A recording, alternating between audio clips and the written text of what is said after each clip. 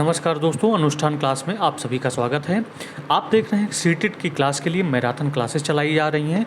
उसी क्रम में आज हम पार्ट 2 के बारे में पढ़ेंगे और ये सीटेट की ईबीएस मैराथन क्लास है। तो स्टार्ट करते हैं कि आज का जो टॉपिक है भोजन एवं स्वच्छता है।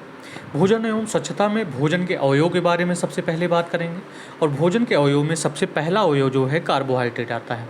अगर बात किया जाए कार्बोहाइड्रेट किन शब्दों से मिलकर बना है या कार्बोहाइड्रेट में क्या क्या पाया जाता है, तो कार्बोहाइड्रेट में कार्बन पाया जाता है, हाइड्रोजन पाया जाता है, ऑक्सीजन पाया जाता है। कार्बोहाइड्रेट का अगर मुख्य कार्य देखें तो शरीर को ऊर्जा प्रदान करना किसका कार्य है? कार्बोहाइड्रेट का कार्य है। और कार्बोहाइड्रेट से ही शरीर को सबसे ज़्यादा सर्वाधिक ऊर्जा भी मिलती है। अगर बात करें कार्बोहाइड्रेट से भी सर्वाधिक ऊर्जा किससे मिलती है, तो कार्बोहाइड्रेट से भी सर्वाधिक ऊर्जा वसा से मिलती है, क्योंकि 1 ग्राम कार्बोहाइड्रेट में 4.2 कैलोरी वसा मिलती है, कैलोरी ऊर्जा मिलती है, लेकिन 1 ग्राम वसा से 9.1 कैलोरी ऊर्जा मिलती है। अब बात करें कि 10 से 12 वर्ष के बच्चों के लिए कितने कैलोरी ऊर्जा की ज़रूरत होती है? 2000 कैलोरी की ऊर्जा की ज़रूरत होती है। 15 से 18 वर्ष के लड़के लड़कियों के लिए कितने कैलोरी ऊर्जा की ज़रूरत होती है? 2600 कैलोरी ऊर्जा की ज़रूरत होती है। अगर नोट पॉइंट देखें तो कार्बोहाइड्रेट किसे दिया जाता है? अधिक शारीरिक श्रम करने वाले व्यक्तियों को कार्बोहाइड्रेट प्रदान किया जाता है, जिसमें किसान आ जाते हैं, मजदूर आ जाते हैं, क्रिकेटर आ जाते हैं, फुटबॉलर आ जाते हैं, कबड्डी प्लेयर आ जाते हैं और पर्वतारोही आते हैं। कार्बोहाइड्रेट की कमी से अगर बीमारी देखें तो इसकी अधिकता से भी बीमारी होती है, कमी से भी बीमारी होती है। अधिकता से देखेंगे तो अधिकता से मोटापा होता है और कमी से शारीरिक दुर्बलता आ जाती है। अब बात करें कार्बोहाइड्रेट, तो कार्बोहाइड्रेट के अलग अलग प्रकार होते हैं। मोनोसैकेराइड, डाइसैकेराइड, पॉलीसैकेराइड कार्बोहाइड्रेट होते हैं। मोनोसैकेराइड कार्बोहाइड्रेट में ग्लूकोज और फ्रक्टोज आता है और ग्लूकोज और फ्रक्टोज पाया जाता है फलों की शर्करा में। लैक्टोज पाया जाता है दूध की शर्करा में और सुक्रोज पाया जाता है गन्ने की शर्करा में। इस प्रकार से आपने देखा कि कार्बोहाइड्रेट की प्राप्ति कहाँ होती है और इसके कमी से या अधिकता से बीमारी कौन कौन सी होती है। दूसरे अवयव की बात करें तो दूसरा अवयव है वसा, और वसा अगर ठोस रूप में पाया जाता है तो उसको चर्बी बोलते हैं। जैसे डालडा आपने देखा होगा तो डालडा चर्बी कहलाती है। तरल रूप में अगर पाया जाए वसा तो उसको तेल कहते हैं। डालडा भी तरल पदार्थ में हो सकता है जब उसको गर्म कर देंगे। अब बात करें तो वसा जो होता है जंतुओं की त्वचा के नीचे होता है और ये ऊर्जा बैंक का कार्य करता है, क्योंकि सबसे ज़्यादा ऊर्जा किससे मिलती है? वसा से मिलती है। अगर वसा के प्रकार के बारे में जानें तो वसा 2 प्रकार का होता है, संतृप्त वसा और असंतृप्त वसा। संतृप्त वसा मानव स्वास्थ्य के लिए हानिकारक होता है और इसका जो स्रोत है घी और चर्बी से मिलता है। अपवाद इसका क्या है? मछली से भी क्या मिलता है? संतृप्त वसा हमें प्राप्ति होती है। असंतृप्त वसा हमेशा वनस्पति वसा कहलाती है, क्योंकि यह वनस्पतियों से प्राप्त होती है, लेकिन संतृप्त वसा हमेशा जंतुओं से प्राप्त होती है। असंतृप्त वसा के जो स्रोत हैं सोयाबीन है, मूंगफली है, सरसों है, अलसी है और अपवाद इसके क्या है? नारियल है।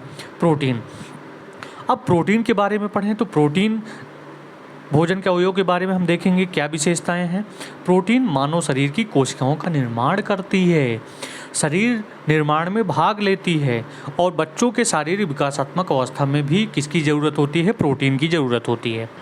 अगर प्रोटीन के स्रोत के बारे में बात करें तो प्रोटीन का सबसे अच्छा स्रोत होता है सोयाबीन।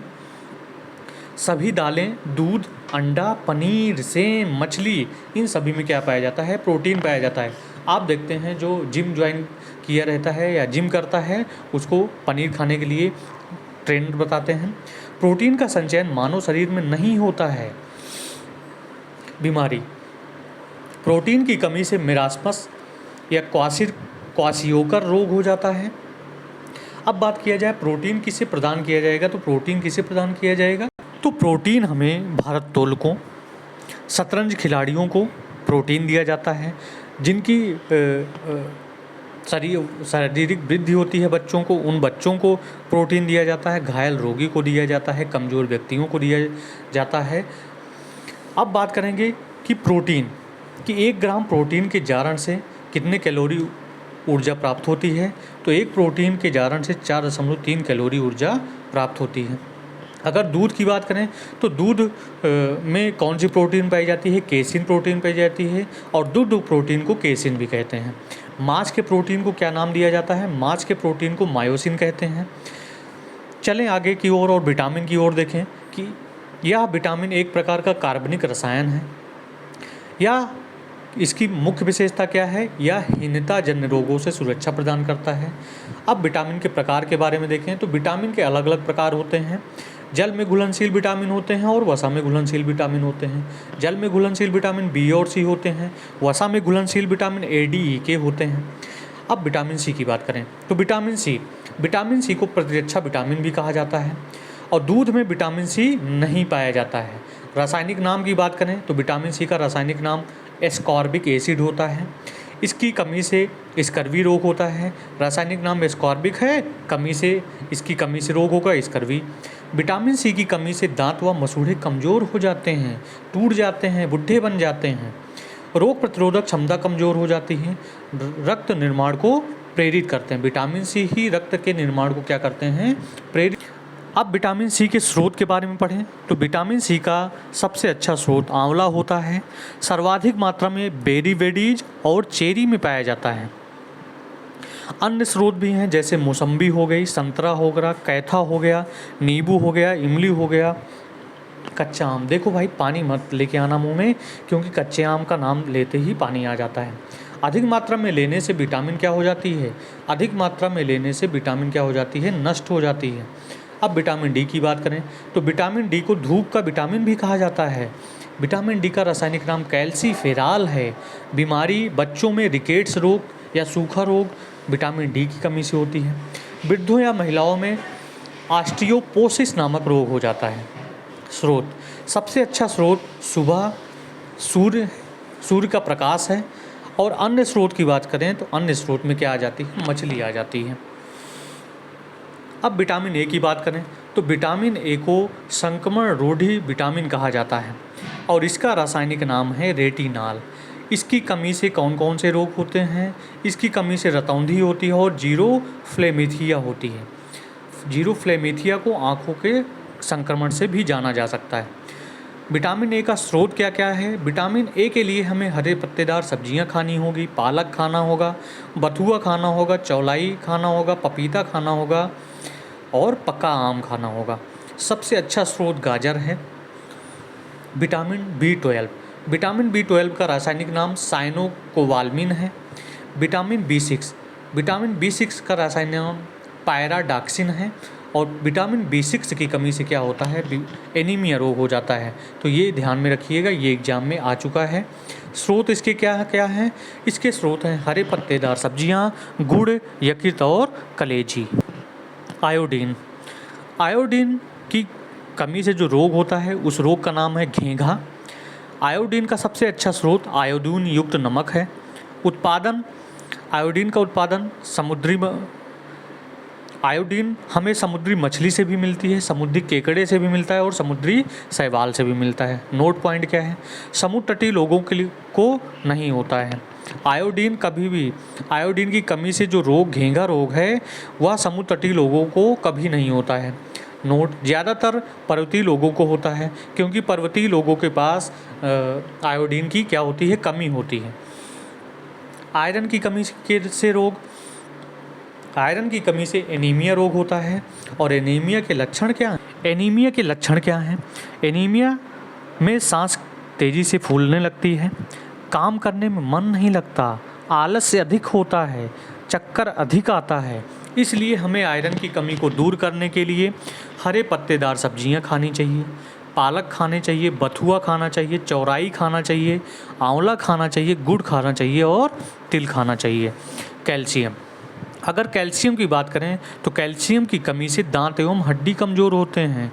और कैल्शियम का मुख्य जो स्रोत है वो दूध है या दूध से बने उत्पाद जैसे दही हो गया, मट्ठा हो गया, पनीर हो गया, तो इसमें कैल्शियम बहुत अधिक मात्रा में पाया जाता है। अब बात करें क्षेत्रीय व्यंजन, जो कि सीटेट की रीढ़ की हड्डी के समान कार्य करता है। और जम्मू कश्मीर के पहले क्षेत्रीय व्यंजन की बात करें तो जम्मू कश्मीर में सरसों के तेल में मछली बनाई जाती है। सबसे प्रसिद्ध जो क्षेत्रीय व्यंजन है और सरसों के तेल में मछली बनाना। गोवा केरल और तमिलनाडु में नारियल के तेल से बनी मछलियाँ बनाई जाती हैं। गुजरात की बात करें तो गुजरात का जो क्षेत्रीय व्यंजन है वो ढोकला है, लेमन राइस है, पूरन पोली है। पूरन पोली को चने की दाल की रोटी भी कहा जाता है। चले महाराष्ट्र की ओर। महाराष्ट्र की जो क्षेत्रीय व्यंजन है वो बड़ा पाव है या पाव भाजी है। पंजाब की ओर चलें तो पंजाब का जो क्षेत्रीय व्यंजन है वो सरसों का साग है और मक्के की रोटी है। अब बात करें मध्य प्रदेश की ओर तो मध्य प्रदेश में क्षेत्रीय व्यंजन जो है अरहर की दाल है, जिसे तुअर दाल बोला जाता है। तुअर दाल के साथ गेहूँ बनाया जाता है। गेहूँ से बने दाल को कहते हैं बाफला और उसे घी से मिलाकर क्या करते हैं, खाते हैं। नागालैंड की बात करें तो नागालैंड में बाँस की कोपल खाई जाती है और मोमोज इसका क्षेत्रीय व्यंजन है। केरल की बात करें, केरल में ट्रैपियोका और नारियल होता है। ट्रैपियोका और नारियल का यूज करते हैं क्षेत्रीय व्यंजन के रूप में। असम में चेवा चावल या बोरा चावल का यूज करते हैं। हांगकांग के लोग उनका क्षेत्रीय व्यंजन लिंगहू फेन या सांपों का मांस है। दक्षिण भारत के व्यंजन कौन कौन से हैं? दक्षिण भारत के जो व्यंजन हैं वो नारियल है, इडली डोसा है और सांभर है। उत्तर भारत की बात करें तो उत्तर भारत का क्षेत्रीय व्यंजन गेहूं के उत्पादों का होता है, जैसे गेहूं से बनी रोटी। ठीक है। दक्षिण भारतीय का जो क्षेत्रीय व्यंजन है वो चावल के उत्पादों का है। ठीक है, इतनी बात समझ में आ गई। केला की अब बात करें कि कुछ ऐसी सब्जियां होती हैं, कुछ ऐसे फल होते हैं जो कि बाहर देशों से लाई गई हैं और भारत में उगाई जाती हैं। अगर मिर्च की बात करें तो मिर्च पुर्तगाली लेके आए हैं या दक्षिण अमेरिका के लोग लेके आए हैं। भिंडी हमारे देश में अफ्रीका से आई है, तभी से बोना स्टार्ट हुआ है भिंडी। गोभी और मटर आया है यूरोप से और सोयाबीन का उत्पादन होता था चीन में और चीन से ये हमारे यहाँ उत्पादन किया जाता है। अब बात करें अलग अलग फलों के बारे में, जैसे केला। तो केला का हम यूज किस में करते हैं? तो केला एक जड़ी बूटी बीज देने वाला पौधा है। इसमें कभी भी लकड़ी का तना नहीं होता है। ठीक है, इसमें स्यूडो स्टेम होता है। इसके तने को क्या बोलते हैं? स्यूडो स्टेम बोलते हैं।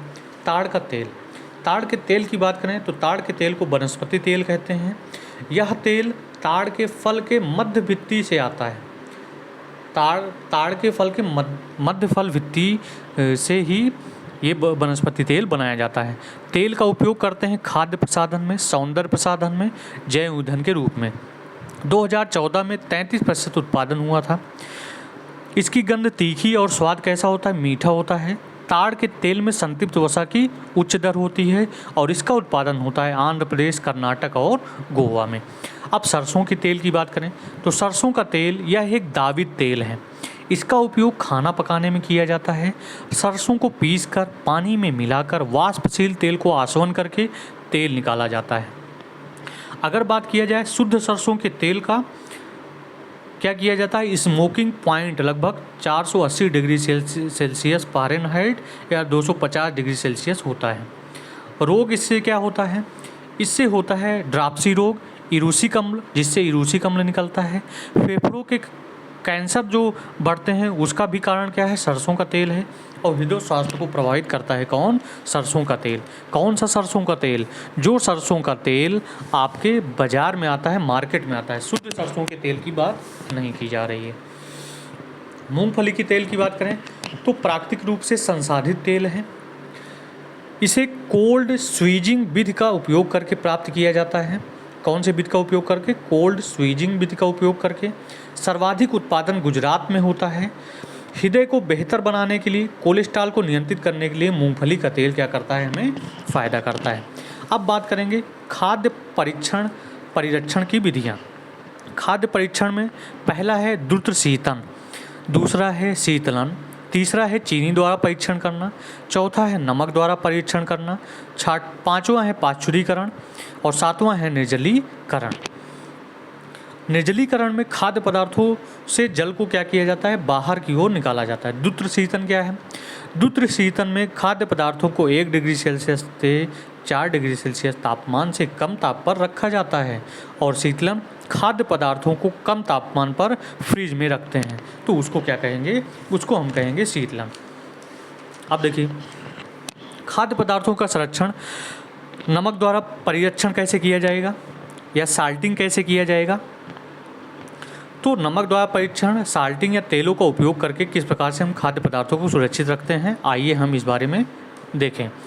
खाद्य पदार्थों पर नमक लगाकर रखने से नमक भोजन से पानी क्या कर देता है, बाहर कर देता है, जिससे किसी भी वस्तु में बैक्टीरिया का विकास रुक जाता है, क्योंकि बैक्टीरिया का विकास सबसे ज़्यादा कहाँ पे होता है, सबसे ज़्यादा नमी उत्पादों में होता है। नमक लगाने की विधि क्या है, नमक लगाने में ड्राई क्योरिंग किया जाता है, यानी भोजन में नमक लगाकर छोड़ देने पर पानी बाहर निकल जाता है। जैसे कुछ महिलाएं होती हैं जो अचार बनाती हैं, तो अचार बनाने से पहले वे आम में या मूली में क्या करती हैं, सबसे पहले नमक मिला देती हैं और उसको बाहर की ओर रख देती हैं। बेड क्योरिंग क्या है, इसमें भोज्य पदार्थों को साल्ट या सोडियम नाइट्रेट या नमक के घोल में पकाने से पहले रखते हैं। ठीक है। चीनी द्वारा परीक्षण कैसे किया जाता है, चीनी द्वारा परिरक्षण, जैसे जैम, जेली और स्क्वैश का परीक्षण करना है तो इसको चीनी द्वारा सुरक्षित रखा जाता है। चीनी द्वारा खाद्य पदार्थों की नमी में क्या किया जाता है, कमी किया जाता है। तेल एवं सिरके द्वारा परीक्षण, तेल एवं सिरके का उपयोग भी अचार को संदूषण करने से बचाने के लिए किया जाता है, जैसे सब्जियों का अचार बनाया जाता है, या मांस को सुरक्षित रखने के लिए तेल एवं सिरके का उपयोग करते हैं। कैनिंग, कैनिंग क्या है, खाद्य संरक्षण की इस विधि में भोजन को एयर टाइट कंटेनर या मेसन जार या स्टील या टिन के डब्बे में सील करके रखा जाता है, जिसे क्या कहते हैं, जिसे हम कहते हैं कैनिंग, जिसे हम क्या कहते हैं, कैनिंग कहते हैं। आगे की ओर देखें, अब किसी खाद्य पदार्थों का संरक्षण करना है तो क्या हम कर सकते हैं, वैक्यूम पैकिंग कर सकते हैं। वैक्यूम पैकिंग क्या है, वैक्यूम में सीलिंग मोल्ड किया जाता है, फंगस और बैक्टीरिया के विकास को रोककर भोजन को क्या किया जाता है, सुरक्षित रखा जाता है।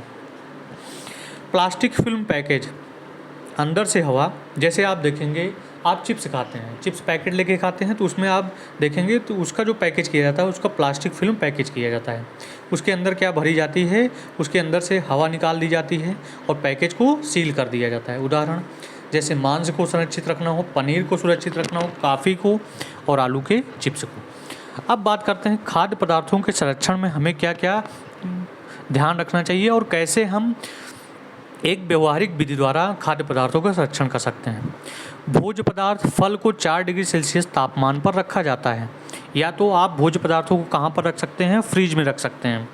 भोज्य पदार्थों को खराब करने वाले बैक्टीरिया इसमें क्या हो जाते हैं, निष्क्रिय हो जाते हैं। हरी सब्जियों को गीले कपड़े से लपेट कर रखना चाहिए। पके हुए चावल को कटोरे में रखकर उसे पानी में रखें। दूध को संरक्षित करने के लिए पाश्चुरीकरण करें, या दूध को संरक्षित करने के लिए बार बार गर्म किया जाता है। अनाजों को संरक्षित करने की क्या विधियां हैं, अनाजों को अच्छे से सुखवा दिया जाए, उसमें 10% से अधिक नमी ना हो, अनाज भंडार गृह में रखे जाएं। अनाज में आप देखते हैं गांव में अगर रहे हों तो गांव में नीम की पत्तियां मिलाई जाती हैं, सुखाकर या लौंग सुखाकर या नमक का प्रयोग करके हम अनाजों को क्या कर सकते हैं, अनाजों को हम सुरक्षित रख सकते हैं। अब बात करें कि खाने की चीज़ों को बचाने के लिए घरेलू उपाय क्या हैं, तो खाने की चीज़ों को बचाने के लिए क्या करना चाहिए, खाने की चीज़ को बचाने के लिए दूध, जैसे दूध हो गया, दूध को उबालते रहना चाहिए, गर्मियों में 3 बार दूध उबालना चाहिए। हरा धनिया गीले कपड़े में लपेट कर रखना चाहिए। प्याज लहसुन खुले में कभी ना रखें, या कभी भी नमी, जहाँ पर आर्द्रता हो, जहाँ पर नमी हो, जहाँ पर पानी हल्का फुल्का आता हो, वहाँ पर प्याज लहसुन कभी ना रखें। अब बात करें विशेष खाद्य पदार्थों की। आंध्र प्रदेश में आम पापड़ बनाया जाता है, जिसे मामिडी टांड्रा कहते हैं, और यह किससे बनाया जाता है, आम से बनाया जाता है, और यह कहाँ पर बनाया जाएगा, आंध्र प्रदेश में बनाया जाएगा। मामिडी टांड्रा बनाएंगे कैसे, मामिडी टांड्रा को बनाने में 4 हफ्तों से ज़्यादा समय लगता है। यह 4 सेंटीमीटर मोटा होता है। मामिडी टांड्रा को बनाने के लिए सब सामग्री चाहिए, चटाई, गुड़ चाहिए और चीनी, कैजुरीना चाहिए, नारियल की बनी रस्सी चाहिए, जिससे हम क्या बना सकते हैं, आमड़ी, मामड़ी, तांडरा बना सकते हैं। अब बात करें जानवरों के दांतों की बनावट कैसे होती है या चोंच की बनावट कैसे होती है। गिलहरी, गिलहरी की दांत हर समय बढ़ते रहते हैं, इसलिए कुछ न कुछ कुतरती रहती हैं। सांप के दांत होते हैं, नुकीले दांत होते हैं, लेकिन वह अपने भोजन को सीधा निगल जाता है। नुकीले दांत से वो क्या करता है, वो नुकीले दांत से जब किसी व्यक्ति को या किसी वस्तु को काटता है तो उसमें अपने विषदंत को धंसा देता है। गाय या भैंस की बात करें तो गाय या भैंस के आगे के दांत छोटे होते हैं। यह पत्तों को चबाने और भोजन को सुरख कर खाने के लिए होता है। पीछे के दांत बड़े व चपटे होते हैं, या भोजन चबाने के लिए प्रयोग किया जाता है। बिल्ली की बात करें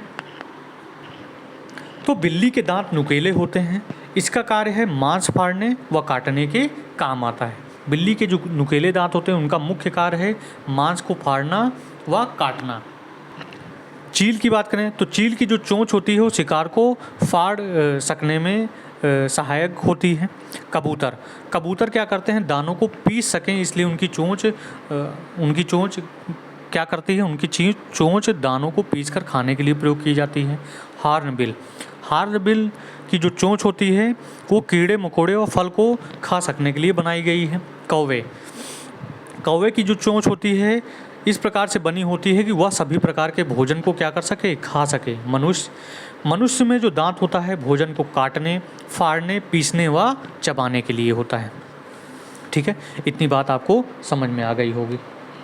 अब हम टॉपिक स्टार्ट करेंगे भोजन पकाने की विधियाँ। भोजन पकाने की अलग अलग विधियाँ हैं, उबाल कर, तल कर, भून कर या सेक कर। तो उबाल कर किस प्रकार से भोजन पकाते हैं, चावल, दाल, आलू, शकरकंद और अंडा को क्या किया जाता है, उबाला जाता है। तल कर कौन सी चीज़ें पकाई जाती हैं, आलू, पापड़, मीट और मछली को तला जाता है। भून कर पकाने वाली भोजन पकाने की क्या विधियाँ हैं, भून कर किस प्रकार से हम भोजन को पकाएंगे, जैसे आलू है, शकरकंद है, तो भुजिया बनाते हैं। आप देखते हैं जब कोई व्रत रहता है, फास्ट रहता है, तो भुजिया बना के खाता है आलू की। शकरकंद, मक्का, चना, मटर, मूंगफली और मछली, इन सबको भूनकर क्या किया जाता है, भूनकर ही पकाया जाता है। सेक कर, रोटी, पापड़ और ब्रेड को बनाने के लिए हमें क्या करना पड़ता है, सेकना पड़ता है। ठीक है, अब बात करें कि भारत का व्यंजक कौन है और भारत में कौन कौन सी सब्जियां उगाई जाती थी। तो भारत में बैगन, मूली, सेम, करेला, पालक, मेथी, आम, संतरा, बेर और केला, ये कहाँ के क्षेत्रीय व्यंजन हैं, भारतीय क्षेत्रीय सब्जियां हैं जो कि भारत में ही उगाई जाती थी। अब बात करें कि चोट लगने पर किस चीज़ की हम हेल्प लेंगे। तो चोट लगने पर हल्दी दूध के साथ मरहम लगाना चाहिए। पेट दर्द होने पर सौंठ, अजवाइन पानी के साथ लेना चाहिए। लौंग का तेल किस लिए फ़ायदा करता है, टूथ ऐस होने पर या दांत दर्द निवारक के रूप में हम क्या यूज करते हैं, लौंग का तेल यूज करते हैं। अगर हमें खांसी जुकाम हो जाए तो हम किस प्रकार के प्राथमिक उपचार करेंगे, तो खांसी जुकाम होने पर तुलसी, अदरक और लौंग का हम प्राथमिक उपचार करें। अब विभिन्न बीमारियों के बारे में देखेंगे और बीमारियों के घरेलू उपचार क्या हैं। दांत दर्द, लौंग के तेल का प्रयोग। पेट दर्द होने पर अजवाइन, नमक या हींग का प्रयोग, पानी पीते हैं। मौसमी बुखार होने पर मेथी की चाय पिएं। घाव होने पर हल्दी दूध पीना चाहिए। मोच होने पर हल्दी और प्याज का लेपन करना चाहिए या चूने का लेपन करें। आँखों पे जलन होने पर खीरा या गुलाब जल का प्रयोग करें। गला खराब होने पर अदरक और गुड़ का प्रयोग करना चाहिए। और सर्दी में त्वचा फटने पर गुलाब जल और ग्लिसरीन मिलाकर लगाना चाहिए। अब महत्वपूर्ण तथ्यों की ओर बढ़ें।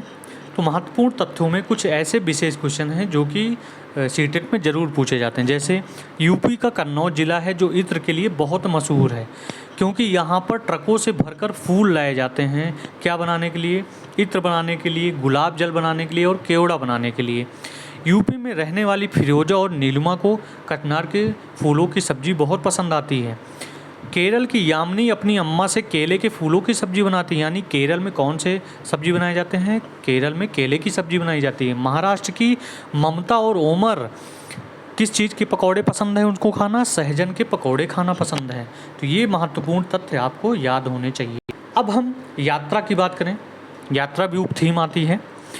तो यात्रा में बात करेंगे तो महत्वपूर्ण पर्यटन स्थल कौन कौन से हैं। पर्यटन स्थल हैं Golconda, Mount Everest, Abu Dhabi. Al Biruni, Al Biruni कहाँ के निवासी हैं? अल बरूनी उज्बेकिस्तान के निवासी हैं। इन्होंने कौन सी पुस्तक लिखी थी? इन्होंने पुस्तक लिखी थी किताबुल हिंद या तहकीके हिंद। इन्होंने ही सबसे पहले भारतीय तालाबों की जानकारी दी थी। यहाँ के लोग तालाब बनाने में, इन्होंने भारतीय तालाबों के बारे में क्या लिखा? अल बरूनी ने लिखा कि यहाँ के लोग तालाब बनाने में माहिर हैं, अगर हमारे देश में देखेंगे तो हैरान हो जाएंगे। अब बात करेंगे तालाब। तो तालाब किस प्रकार से बनाए जाते थे? तालाब को भारी पत्थरों को लोहे के कुंडों एवं सरियों से जोड़कर तालाब के चारों ओर चबूतरे बनाए जाते हैं। चबूतरों के बीच में ऊपर से नीचे जाती हुई सीढ़ी पर लंबी कतारें होती हैं, ठीक है, जिसके माध्यम से हम क्या किए थे, जिसके माध्यम से ही हम उसके चारों ओर ईंट लगाते हैं। अब बात किया जाए कि राजस्थान के जैसलमेर में साल भर में केवल 10 से 12 दिन की बारिश होती है, इसलिए राजस्थान में सबसे ज़्यादा बावड़ियाँ हैं या सबसे ज़्यादा तालाब बनाए गए हैं। वर्षा की बूंदों को इकट्ठा करने के लिए तालाब और जोहड़ बनवाए जाते हैं। अब बात करें ग्रेगर जॉन मेंडल। तो ग्रेगर जॉन मेंडल ऑस्ट्रिया के निवासी हैं। ये गरीब किसान परिवार से संबंधित थे। यूनिवर्सिटी की पढ़ाई पैसे न होने के कारण एक मठ में मंक बने ताकि पढ़ाई का मौका मिल सके। मेंडल ने 28,000 मटर के पौधे पर बारीक से प्रयोग किया। मटर के पौधे के गुण क्या थे?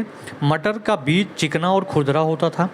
पौधों के तने खुरदरे, लंबे तथा मोटे होने चाहिए। इस प्रकार के मटर के पौधों का उन्होंने उपयोग किया। अब विभिन्न व्यक्तियों के बारे में पढ़ें जो कि हमारे सीटेट के लिए बहुत ही ज़रूरी हैं, बहुत ही आवश्यक तथ्य हैं। जैसे शहीदा प्रिज्म क्या थी? लेफ्टिनेंट कमांडर थी। इन्हें वहीदा प्रिज्म भी कहा जाता है। वहीदा प्रिज्म भारतीय सेना में डॉक्टर हैं। शहीदा प्रिज्म लेफ्टिनेंट कमांडर हैं और वहीदा प्रिज्म भारतीय सेना में डॉक्टर हैं। निवासी, ये जम्मू कश्मीर के राजौरी ज़िले के थन्ना मंडी गांव में रहती हैं। इनके शौक़ क्या है? मोटरसाइकिल चलाने का। शहीदा प्रिज्म परेड में 4 टुकड़ियाँ, पूरी परेड में 36 निर्देश जोर जोर से देने होते हैं। कमांडर का मुख्य कार्य क्या है? कमांडर का मुख्य कार्य निर्देश देना, और ये निर्देश जोर जोर से दिए जाते हैं। इसमें 4 अलग अलग टुकड़ियाँ होती हैं और प्रत्येक टुकड़ी में 36 निर्देश दिए जाते हैं। कुट्टन केरल का निवासी है। कुट्टन के आंगन में मसालों का बगीचा है जिसमें वह तेजपात, छोटी इलायची, बड़ी इलायची उगाया करता था। कर्णम मल्लेश्वरी की बात करें तो कर्णम मल्लेश्वरी वेट लिफ्टर हैं और इन्होंने भारत के बाहर 29 मेडल जीते हैं। निवासी हैं आंध्र प्रदेश की। पिताजी इनके पुलिस में हवलदार हैं। 12 वर्ष की उम्र में ही वजन उठाने का कार्य किसने किया था? कर्णम मल्लेश्वरी ने किया था, और एक बार में 130 किलोग्राम तक वजन उठाती हैं। अब बात करें ब्रेल लिपि। तो ब्रेल लिपि के जन्मदाता हैं लुई ब्रेल, और इनका जन्म हुआ था 4 जनवरी 1809 को। इसीलिए 4 जनवरी को, प्रत्येक 4 जनवरी को ब्रेल दिवस मनाया जाता है। और लुई ब्रेल निवासी थे फ्रांस के। घटना, एक बार की घटना है कि एक दिन अपने पिता के औजारों से खेल रहा था लुई ब्रेल। अचानक नुकीले औजार से आंखों में क्या लग गई? चोट लग गई, आंखें खराब हो गई। उसने हार नहीं मानी, उसने छूकर पढ़ने का तरीका खोज निकाला, और 3 साल की उम्र में, और बात किया जाए लुई ब्रेल की जो आंखें चली गई थी 3 साल की उम्र में चली गई थी। ब्रेल लिपि की विशेषताएं क्या हैं? ब्रेल लिपि में क्या क्या होती हैं? ब्रेल लिप मोटे कागज़ पर उभरे हुए बिंदु होते हैं और प्रत्येक लिप में 6 बिंदु होते हैं। ब्रेल लिप की जानकारी देने से पहले बच्चों को वास्तविक ब्रेल शीट दिखाना चाहिए। ब्रेल लिप की जानकारी देने से पहले वास्तविक ब्रेल शीट दिखाना चाहिए। अंधे लोग किताबें पढ़ने के लिए ब्रेल लिप का प्रयोग करते हैं। ब्रेल लिप दिवस 4 जनवरी को मनाया जाता है, और ब्रेल लिप का आविष्कार किसने किया था? 1824 में इसका आविष्कार हुआ था, और इसका आविष्कार किया था लुई ब्रेल ने। ब्रेल लिपि दिवस याद करने के लिए 4 जन क्या मनाते हैं? लिपि दिवस मनाते हैं, ब्रेल लिपि दिवस मनाते हैं। इस प्रकार से हम चीज़ों को याद रख सकते हैं। अब हम चर्चा करेंगे महत्वपूर्ण यात्राओं के बारे में। अबू धाबी संयुक्त अरब अमीरात की राजधानी है। यह रेगिस्तान देश है और यहाँ का तापमान सबसे अधिक होता है। अब बात करें अबू धाबी की मुद्रा कौन सी है? दिरहम इसकी मुद्रा है। भाषा अरबी है और कृषि सबसे ज़्यादा खजूर की खेती की जाती है।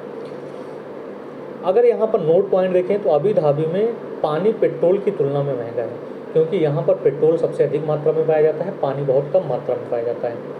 क्योंकि यहाँ पर बारिश नहीं होती है, यहाँ नदियाँ, झील, तालाब नहीं है। परिधान ये किस प्रकार के कपड़े पहनते हैं? ये ढीले ढाले सूती कपड़े पहनते हैं, क्योंकि यहाँ पर गर्मी बहुत ज़्यादा होती है। यहाँ खिड़की दरवाजे नहीं खोलते हैं। माउंट एवरेस्ट यात्रा या ग्रेट हिमालय का भाग है। और एवरेस्ट, माउंट एवरेस्ट यात्रा एवरेस्ट से स्टार्ट करके नेपाल और सागर माथा तक चलते हैं। तिब्बत में इसे सागर माथा के नाम से जानते हैं, नेपाल में इसे सागर माथा के नाम से जानते हैं।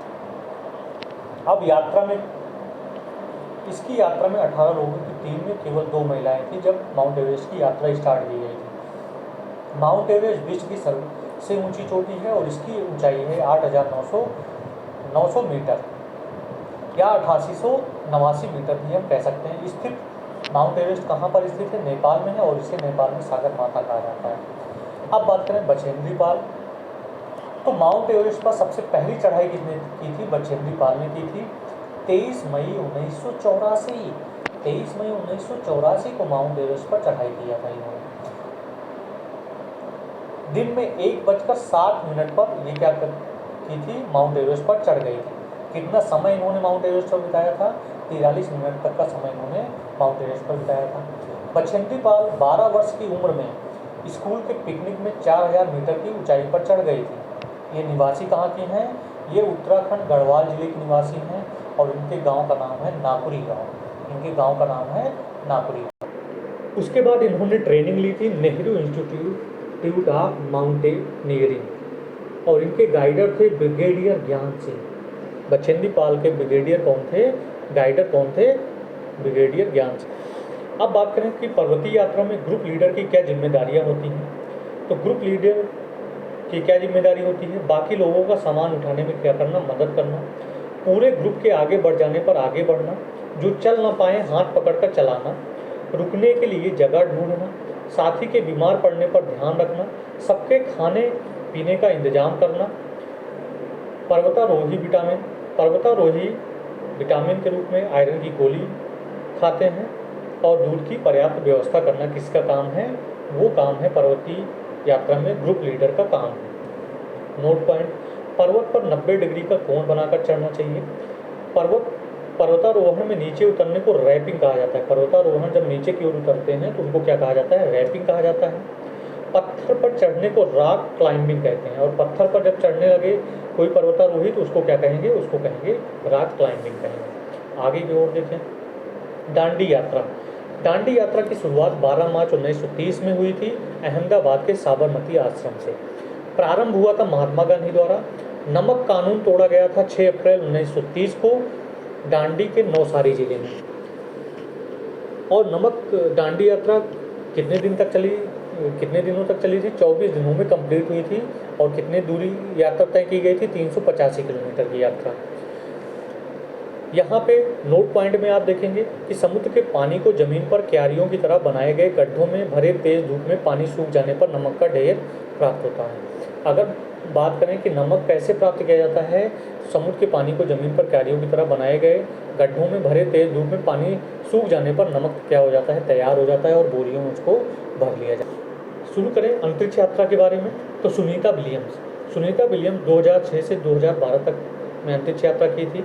यात्रा का पहला वर्ष 2006 में स्टार्ट हुआ था। पुनः 2012 में पृथ्वी से 360 किलोमीटर ऊंचाई पर स्पेसशिप की यात्रा किसने की थी? सुनीता विलियम्स ने की थी। इन्हें प्रेरणा कहाँ से मिली? 5 वर्ष की थी जब टीवी पर 1969 में नील आर्मस्ट्रांग की चंद्रमा की यात्रा देखी थी। उसके बाद इन्होंने तय किया गया था कि मैं भी अंतरिक्ष की यात्रा करूँगी। शौक इनके क्या थे? गोताखोर बनना। ये अंतरिक्ष पायलट भी थी। अंतरिक्ष में सबसे लंबे समय तक रहने वाली महिला अगर बोला जाए, सबसे अधिक समय तक लंबे रहने वाली महिला कौन थी? सुनीता विलियम्स थी। भोजन और जल तैर रहे थे, बाल उड़ रहे थे, तो कौन सा प्रभाव पड़ेगा? इसका मतलब वहाँ पर कैसा प्रभाव पड़ेगा? गुरुत्वाकर्षण बल प्रभाव पड़ेगा और वहाँ पर गुरुत्वाकर्षण बल 0 होगा। अंतरिक्ष में से केवल स्थल भाग एवं जल भाग दिखता है। अंतरिक्ष से कोई व्यक्ति नहीं दिखता है, अंतरिक्ष से केवल जल भाग दिखेगा और अंतरिक्ष से स्थल भाग। गोलकोंडा की बात करें तो गोलकोंडा कहाँ पर स्थित है? हैदराबाद शहर में, तेलंगाना राज्य में। गोलकोंडा का निर्माण काकतीय वंश के राजाओं ने किया था। सन 1200 ईस्वी में किला मिट्टी का बना हुआ था। सन 1518 से 1687 ईस्वी तक कुतुब शाही सुल्तानों ने यहाँ पर राज किया। किले में सुल्तान में के अलावा किसान और कारखानों में काम करने वाले व्यक्ति भी रहते थे। किले के बाहरी दीवार में कितने बुर्ज हैं? तो किले के बाहरी दीवार में 87 बुर्ज हैं। यहाँ की तोपें मुगल बादशाह औरंगजेब की हैं। किले की तोप किस धातु से बनी है? कांसे की धातु से बनी हुई है। कुतुब शाही सुल्तान अब्दुल हसन गाना और कुचिपुड़ी नृत्य का शौकीन था। कुतुब शाही सुल्तान अब्दुल हसन जो था वो गोलकोंडा का राजा था और उसे गाना और कुचिपुड़ी नृत्य का शौक। यात्रा में अब रेल टिकट के बारे में जानें। तो आरक्षित रेल टिकट, जिससे रेल विंडो कहते हैं, रेल टिकट से हमें निम्न सूचनाएं मिलती हैं। यात्री की आयु एवं लिंग के बारे में पता चलता है, ट्रेन का नाम पता चलता है और गाड़ी संख्या पता चलती है, कोच संख्या पता चलती है, सीट संख्या और श्रेणी संख्या पता चल जाती है, PNR नंबर पता चल जाता है, यात्रा का स्थान और गंतव्य स्थल पता चलता है कि यहाँ हमने कहाँ से यात्रा शुरू की, कहाँ पर ख़त्म की, कुल दूरी के बारे में पता चलता है, कुल किराए के बारे में पता चलता है, रियायत किराया कितनी किराए पर कितनी छूट दी जाती है उसके बारे में पता चलता है, यात्रा का समय और गंतव्य स्थल पर पहुँचने का समय लिखा होता है, यात्रा की तिथि दी गई होती है और यात्री का नाम दिया गया होता है। इतनी सारी चीज़ों के बारे में हम रेल टिकट से पता लगा सकते हैं। समय सारणी के बारे में देखें। समय सारणी के बारे में देखें तो समय सारणी स्टेशन पर पहुंचने का जो समय एवं छूटने का समय होता है, स्टेशन पर आगमन की तिथि लिखी होती है, कुल दूरी और कुल किराया। केरल, बच्चे स्कूल जाने के लिए बल्लम लकड़ी की छोटी नाव का प्रयोग करते हैं। राजस्थान, स्कूली बच्चे ऊंट गाड़ी पर बैठकर स्कूल जाते हैं। लद्दाख वाले क्या करते हैं? लद्दाख वाले बच्चे ट्राली से स्कूल जाते हैं और नदी को ट्राली से पार करते हुए जाते हैं। ठीक है, आगे की ओर देखें। पेट्रोलियम संसाधन, पेट्रोलियम संसाधन क्या है? तो ज़मीन के अंदर गहराई से निकाला गया पेट्रोलियम पदार्थ ही पेट्रोलियम संसाधन कहलाता है। गहरे रंग का या गाढ़ा बदबूदार पदार्थ होता है। साफ़ करने के लिए रिफाइनरी हम इसको भेजते हैं। उपयोग कहाँ पर करते हैं? प्लास्टिक एवं पेंट बनाने में इसका उपयोग किया जाता है। पेट्रोलियम ईंधन संरक्षण के तरीके कौन कौन से हैं? वाहनों के इंजन चलता हुआ न छोड़ें। चौराहे पर रुकी गाड़ी का इंजन बंद कर दें। जब कहीं पर गाड़ी को आप चलाएं और कहीं पर किसी से बात करने लगें तब तक आप गाड़ी को बंद कर दें। दुर्गा, आप दुर्गा के बारे में जानें तो दुर्गा हरियाणा गांव में रहती हैं। यहाँ के लोग चूल्हे के लिए लकड़ियों का सबसे ज़्यादा प्रयोग करते हैं। सीली लकड़ियाँ जलाने से धुआं होता है, जिससे दुर्गा को क्या आने लगी? दुर्गा को खांसी आने लगी। ठीक है, इतनी बातें आपको समझ। अगले टॉपिक की ओर चलें। अगला टॉपिक है फार्मिंग मेथड, यानी किस प्रकार से हम खेती करेंगे, खेती करने की क्या क्या विधियाँ हैं। तो आप देखेंगे कृषि का मतलब है भूमि पर खेती करना, पशुओं को पालन करना, वृक्षों को उगाना, फलों को उगाना, सब्जियों को उगाना। अगर कनाडा की बात करें तो कनाडा उच्चतम फसल पैदावार के लिए सबसे ज़्यादा प्रसिद्ध है। खेती के दो प्रकार होते हैं। पहली खेती होती है निर्वाह कृषि और दूसरी होती है वाणिज्यिक कृषि। वाणिज्यिक कृषि को कमर्शियल एग्रीकल्चर बोलते हैं और निर्वाह कृषि को सब्सिस्टेंस एग्रीकल्चर बोलते हैं। निर्वाह कृषि को पुनः 3 भागों में बांटा गया है: गहन निर्वाह कृषि, स्थानांतरित कृषि, आदिम निर्वाह कृषि या चलवासी पशुचारण। ठीक है, वहीं वाणिज्यिक कृषि को 2 भागों में बांटा गया है: वाणिज्यिक अनाज कृषि, मिश्रित कृषि, रोपण कृषि। अब इनके बारे में हम डिटेल से अध्ययन करेंगे। झूमिंग, पूर्वी भारत में झूमिंग कृषि होती है और झूमिंग कृषि का ही नाम है। मैक्सिको में मिल्पा कहा जाता है, ब्राज़ील में इसको रोका कहा जाता है और मलेशिया में लदांग कहा जाता है। निर्वाह कृषि क्या है? परिवार की आवश्यकताओं को पूरा करने के लिए जो कृषि की जाती है उसको बोलते हैं निर्वाह कृषि। और निर्वाह कृषि में खेती बिखरी हुई होती है, अलग अलग दिशा में होती है, अलग अलग जगह पे होती है। निम्न स्तरीय प्रौद्योगिकी एवं पारिवारिक श्रम का उपयोग किया जाता है। इसमें किस प्रकार के प्रौद्योगिकी का उपयोग किया जाता है? निम्न स्तरीय। गहन निर्वाह कृषि क्या है? छोटे भूखंड पर साधारण औजारों तथा अधिक श्रम से खेती करना गहन निर्वाह कृषि कहलाती है। और गहन निर्वाह कृषि में एक वर्ष में 1 से अधिक फसल उगाए जाते हैं। मुख्य फसल चावल होती है और अन्य फसल में आते हैं गेहूँ, तिलहन और दलहन। अब बात करें मानसूनी प्रदेशों में कृषि जो होती है वो पूर्वी एशिया में होती है। अब बात करें आदिम निर्वाह कृषि क्या है। आदिम निर्वाह कृषि को दो भागों में बांटा गया, स्थानांतरित कृषि और चलवासी पशुचारण। स्थानांतरण कृषि अमेजन बेसिन के सघन वन क्षेत्रों तथा उष्णकटिबंधीय अफ्रीका के क्षेत्रों में स्थानांतरित कृषि का किया जाता है। स्थानांतरित कृषि वहाँ पर किया जाता है जहाँ भारी वर्षा और वनस्पति के लिए पुनर्जनन वाले क्षेत्र में ही स्थानांतरित कृषि किया जाता है। वृक्षों को काट कर और जलाकर भूखंड को साफ करके कृषि करना। इसके अंतर्गत मुख्य फसल आती है मक्का, रतालू, आलू, कसावा। इसे कर्तन और दहन कृषि भी कहते हैं। अब दूसरी कृषि के बारे में पढ़ेंगे, चलवासी पशुचारण। अब चलवासी पशुचारण कहाँ पर किया जाता है? ये सहारा के अर्धशुष्क प्रदेशों में किया जाता है। मध्य एशिया, भारत और राजस्थान में किया जाता है। पशुओं को साथ लेकर पानी व चारे की तलाश में क्या करते हैं? ये पशुचारण लोग निकलते हैं। मुख्यतः इसके कौन कौन से पशु हैं? मुख्यतः पशु हैं भेड़, ऊँट, मवेशी, याक और बकरी। अब बात करें वाणिज्यिक कृषि की, तो वाणिज्यिक कृषि में फसल उत्पादन और पशुपालन बाजार में विक्रय हेतु होता है। वाणिज्यिक अनाज कृषि में कौन कौन से फसल आते हैं? गेहूँ, मक्का, स्थान, और ये कहाँ पर होती हैं? यूएसए और यूरोप में। मिश्रित कृषि में चारे की फसल उगाने के साथ साथ पशुधन पालन भी किया जाता है, और ये किया जाता है अमेरिका और अर्जेंटीना में। रोपण कृषि मलेशिया में रबड़ की जो खेती की जाती है वो रोपण कृषि के अंतर्गत आती है। जैसे चाय, कहवा, काजू, रबड़, केला, कपास की खेती जो की जाती है वो रोपण कृषि के अंतर्गत आती है। ये किस किस देश में होता है? ब्राज़ील में होता है, भारत में होता है और श्रीलंका में होता है। आगे की ओर बात करें सघन खेती, तो जिन क्षेत्रों में सिंचाई संभव है वहाँ के किसान बड़े पैमाने पर उर्वरकों और कीटनाशकों का प्रयोग करते हैं। सघन खेती में कृषि का मशीनीकरण किया गया है। अब बात करें कि गहन कृषि विकास कार्यक्रम किसके द्वारा स्टार्ट किया गया है, तो गहन कृषि विकास कार्यक्रम भारत सरकार की पहली पहल है, जिसे पैकेज कार्यक्रम के नाम से भी जाना जाता है। अब फार्मिंग मेथड के ही दूसरे पार्ट के बारे में बात करेंगे, शुष्क कृषि। शुष्क क्षेत्रों में होने वाली कृषि शुष्क कृषि कहलाती है। सिंचाई को बिना फसल उगाने का कार्य जो किया जाता है शुष्क कृषि के अंतर्गत किया जाता है। वार्षिक वर्षा कितनी होती है यहाँ पर? 750 mm से 500 mm तक यहाँ तक वर्षा। शुष्क कृषि करने का मुख्य कारण है कि वर्षा में विविधता, यानी कभी वर्षा बहुत अधिक होती है, कभी वर्षा बहुत कम होती है। बहुविधि कृषि को बहुफसली कृषि भी कहते हैं, क्योंकि एक भूमि पर जब 2 या 2 से अधिक फसलों का उत्पादन करेंगे तो उसको कहेंगे बहुविधि फसल। बहुविधि के 3 प्रकार हैं, अंतरफसली, रिले क्रॉपिंग, मिश्रित अंतरफसली। अंतरफसली निश्चित फसल पैटर्न में 2 या 2 से अधिक फसलों को उगाने को ही क्या कहा जाता है? अंतरफसली कहा जाता है। रिले क्रॉपिंग क्या है? भूमि के एक ही हिस्से में 2 या 2 से अधिक फसल उगाना रिले क्रॉपिंग है। मिश्रित अंतरफसली क्या है? बिना किसी निश्चित पैटर्न के एक साथ एक ही भूमि पर उगाई जाती है।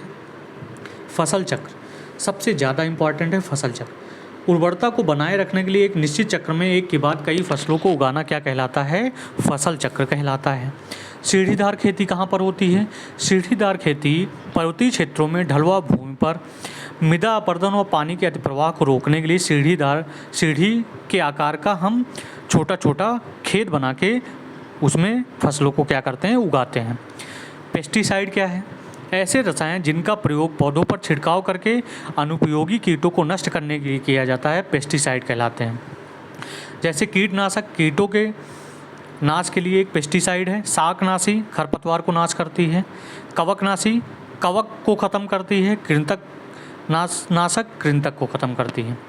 अब पौधों के वृद्धि के लिए सबसे आवश्यक पदार्थ को अगर जानें तो सबसे आवश्यक पदार्थ है नाइट्रोजन, फास्फोरस और पोटेशियम। भारत कृषि व्यवस्था, झूम खेती देखें या झूम खेती को स्थानांतरित कृषि भी कहते हैं।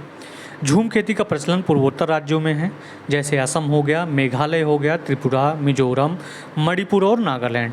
मिजोरम की जनजातियों द्वारा जंगलों में आग लगा देते हैं। अब झूम खेती किस प्रकार से की जाती है उसके बारे में हम देखें। मिजोरम की जनजातियों द्वारा जंगलों में आग लगा देते हैं और जो भूमि खाली होती है वहीं खेती करते हैं। इसे क्या कहते हैं? झूम खेती कहते हैं। कई फसल का प्रयोग करते हैं, जैसे चावल, मक्का, मिर्च और हरी सब्जियाँ। झूम खेती एक वर्ष में फसल उगाने के बाद क्या किया जाता है? खेत को छोड़ दिया जाता है। झूम खेती में कभी भी रासायनिक उर्वरक या कीटनाशक का प्रयोग नहीं करते हैं। खरपतवार उगने पर उसे मिट्टी से दबा देते हैं ताकि खाद बन पाए। यदि समुदाय में कृषि कार्य में कोई पिछड़ जाए तो अन्य सदस्य उसकी मदद करके केवल उन्हें भोजन के लिए आते हैं, बल्कि बस उन्हें क्या किया जाना चाहिए, बस उनके साथ उनको भोजन करना चाहिए। मिजोरम की मुख्य फसल है चावल। फसलें पककर तैयार हो जाने पर समुदाय के सभी सदस्य गांव में इकट्ठा होते हैं और साथ में भोजन बनाते हैं और साथ में ही भोजन को करते हैं और वहाँ पर साथ में नृत्य करते हैं, जिसे चेराव नृत्य कहते हैं। झूम खेती से सबसे बड़ा प्रभाव क्या पड़ेगा? झूम खेती से वनों का तेजी से क्षरण होता जा रहा है। जनजातियों का वनों का विनाश मुख्य उद्देश्य नहीं है, लेकिन जनजातियों का मुख्य उद्देश्य वनों का विनाश करना नहीं है। नाइट्रोजन स्थिरीकरण। दलहनी फसलों की जड़ों में राइजोबियम नामक बैक्टीरिया पाया जाता है, जो नाइट्रोजन को क्या करता है? अवशोषित करता है। धान के खेत में नाइट्रोजन स्थिरीकरण के लिए नीलहरी शैवाल व एजोला का प्रयोग किया जाता है। रासायनिक उर्वरकों के अधिक उपयोग के कारण उपजाऊ क्षमता कम हो जाती है और मिट्टी क्या हो जाती है? बंजर हो जाती है। इसलिए हमें क्या यूज करना चाहिए? जैविक खाद का प्रयोग करना चाहिए। उपजाऊ क्षमता बढ़ाने के लिए जैविक खाद, हरी खाद एवं गोबर की खाद का प्रयोग उर्वरक के रूप में हमें क्या करना चाहिए। तो इस प्रकार से आप देखेंगे सीटेट का पूरा समस्त पार्ट इसमें ख़त्म हो गया है। अब इसी के साथ हम स्टार्ट करने वाले हैं मैथ का मैराथन। तो मैथ के मैराथन के लिए आप सभी वेट करिए 2 दिन के लिए। तब तक इस चैनल को सब्सक्राइब करना और लाइक करना ना भूलें।